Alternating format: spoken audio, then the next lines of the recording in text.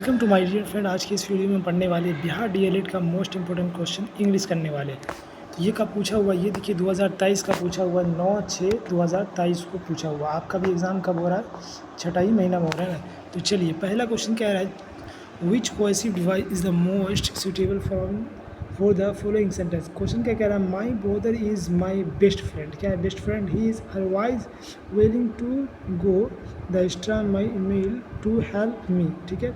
The other day he helped me study until 1 AM। ठीक है, मतलब जो दूसरे दिन होता है उस वो हमें क्या करता है, पढ़ाई करने में 1 बजे तक क्या करता है, मदद करता है। तो ये हो जाएगा मेरे दोस्त, ये क्या हो जाएगा, फॉर एग्ज़ाम्पल हो जाएगा। अब देखिए एडिशनली का मतलब होता है कोई बात में और इन्फॉर्मेशन जोड़ने के लिए। फर्दर मोर का यूज़ वहाँ होता है जैसे कि कोई बात कह रहे हैं आप, उसमें आप अपने तथ्य को बताने के लिए, आर्गूमेंट को बताने के लिए, बात को और मजबूत करने के लिए फर्दर मोर का यूज़ करते हैं। जैसे कि हम बोले फर्दर मोर के लिए, the company faced severe financial loss. Further more देखिए और तो और, the CEO had to resign. CEO ने क्या कर दिया, रिज़ाइन कर दिया, कंपनी बहुत लॉस में चली गई। तो इसमें आर्गूमेंट जोड़ने के लिए क्या यूज़ होता है, फर्दर मोर का यूज़ होता है। ठीक है, तो क्या हो जाएगा यहाँ पे जो फॉर एग्जाम्पल का यूज़ होगा। ठीक है, कि मेरा भाई क्या करता है, 1 बजे तक रात तक पढ़ने में भी ध्यान देता है। चलिए अगला क्वेश्चन कह रहा है, each fill in the blanks with the correct option. Each boy had each girl good. देखिए जब दो नाउन एंड से जुड़ा हो और उससे पहले इच हो तो उसमें क्या लगता है, सिंगुलर नाउन लगता है। तो यहाँ पे इज हो जाएगा। जैसे दो नाउन किससे जुड़ा हुआ है, एंड से और उससे पहले क्या है, इच है, ये इसमें क्या लग जाएगा, सिंगुलर नाउन में इज लग जाएगा। चलिए अगला क्वेश्चन देखते हैं।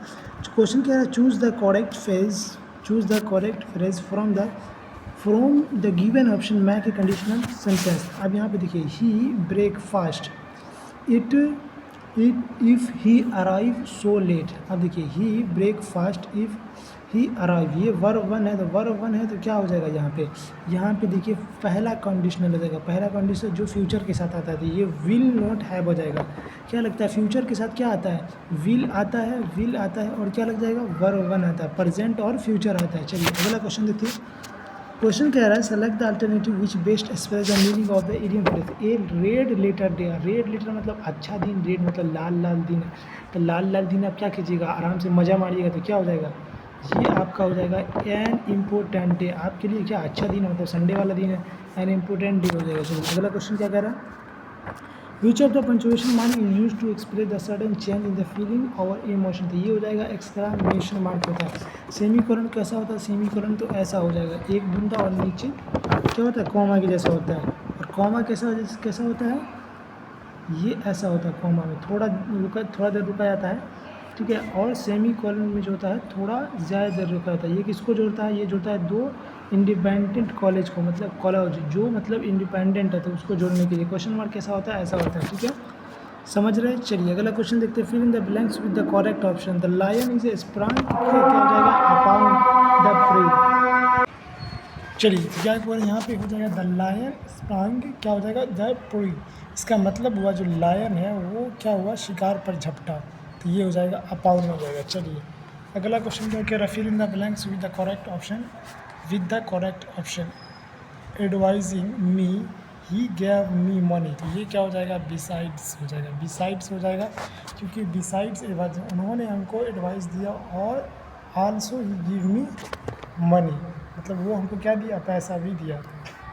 समझ रहे हैं, ये बिसाइड का मतलब होता है के बगल में, और बिसाइड्स का मतलब होता है के अतिरिक्त। समझ रहे, तो ये अतिरिक्त बताने के लिए बताया जाता है। ठीक है, समझ रहे हैं। चलिए अगला क्वेश्चन कह रहे हैं, select the alternative which best express the meaning of idiom phrase selling in the same boat.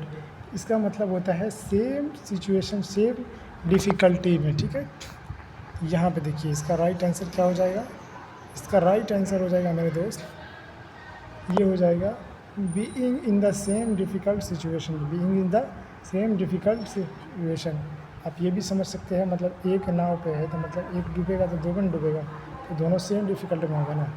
Trick है। चलिए अगला क्वेश्चन क्या रहा, use the correct punctuation mark in the following sentence for homework. Please read page 98 to 89।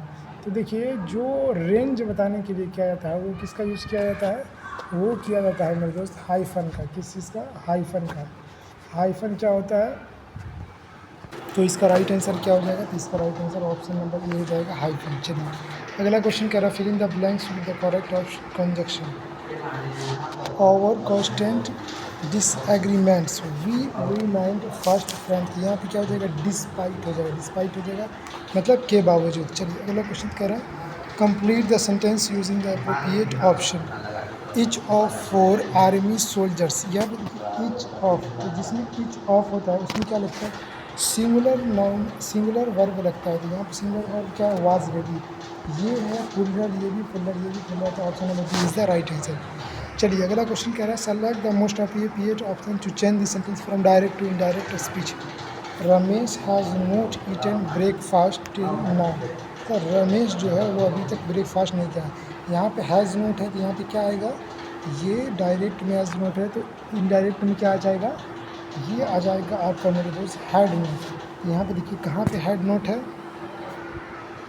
क्योंकि present यहाँ पे perfect है वो किस में जाएगा? डायरेक्ट पास्ट परफेक्ट में। तो ये हो जाएगा नाउ का हो जाएगा डॉट डाउन। ठीक है, तो ऐसे आप बना सकते हैं। चलिए अगला क्वेश्चन क्या कह रहा है? क्वेश्चन आप ये भी देख सकते हैं इसमें क्या, इसमें आपको प्रोनाउन चेंजिंग भी देख सकते हैं।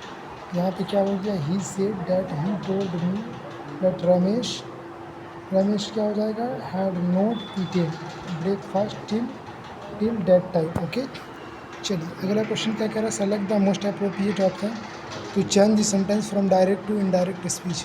Nancy said we went from a summer trip last year. Last year है क्या हो जाएगा? प्रीवियस ईयर है। देखिए कहाँ पे प्रीवियस ईयर है?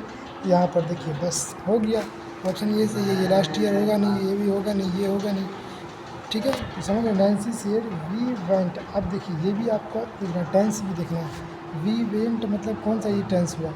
ये टेंस हो गया आपका मेरे दोस्त, पर ये पास्ट परफेक्ट, पास्ट इंडेफिनिट मतलब सिंपल पास्ट है। सिंपल पास्ट किस में जाएगा? पास्ट परफेक्ट में। तो यहाँ पे देखिए they went, they went, they went मतलब टेंस यहाँ पे चेंज नहीं किया।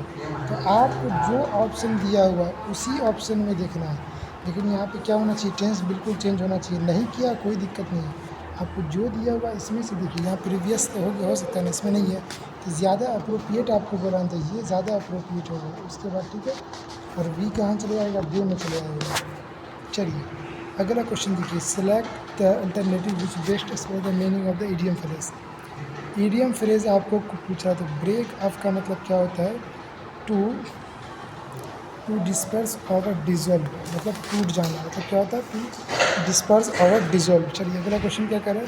Fill in the blanks with the correct option Sita as well as, Sita as well as her sister. As well as से जुड़ा होता है, उसमें क्या आता है? सिंगुलर नाउन है, सिंगुलर वर्ब आता है। सिंगुलर नाउन के साथ क्या आएगा? सिंगुलर वर्ब आएगा। सीता एज वेल एज से जुड़ा होता है।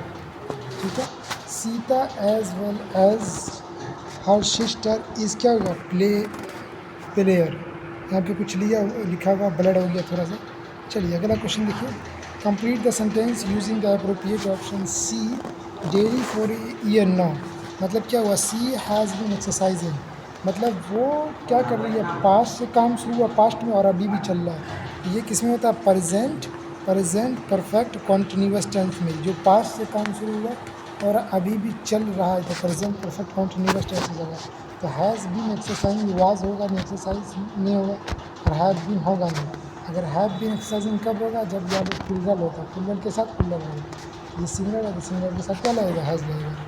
चलिए अगला क्वेश्चन देखिए select the A sentence has been given in the active voice out of 4 alternative given below. Select the one which best express the same sentence in the passive voice. They will forget it. क्या हो जाएगा? It will be।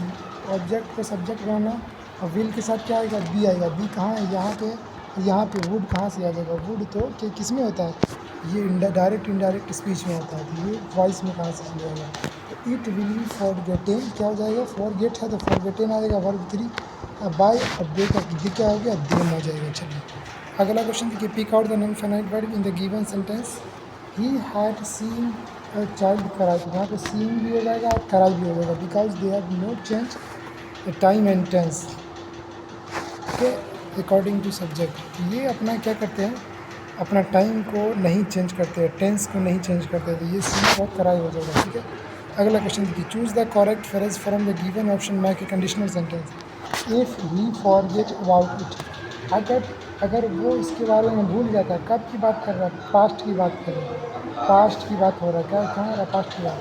If he forget about it, I क्या होगा, I would remind, I would remind मतलब मैं उसको, आई would remind it, मैं उसको याद दिलवा देता। अगर यहाँ पे फॉरगेट होता, फॉरगोट के बजाय, तो यहाँ पे क्या होता है, आई विल हो जाता है, तब क्या हो जाता है, आई विल, समझ रहे हो, तब फर्स्ट कंडीशनल में चले जाता है। यहाँ पे फॉरगोट है, तो यहाँ पे क्या लग जाएगा, यहाँ पे क्या लग जाएगा, if he forgot about it I would it, ठीक है, जो इमेजिनरी के लिए लगाया जाता है। चलिए अगला question, pick out the infinite verb in the given sentence. Having see the movie before he did not go to the front, तो हैविंग हो जाएगा इसका इनफाइनाइट वर्ब, इसका राइट आंसर हो जाएगा। चलिए तो अगला क्वेश्चन देखते हैं। अगला क्वेश्चन इतना ही तक, मिलेंगे आपको नेक्स्ट वीडियो में। Thank you for watching this video.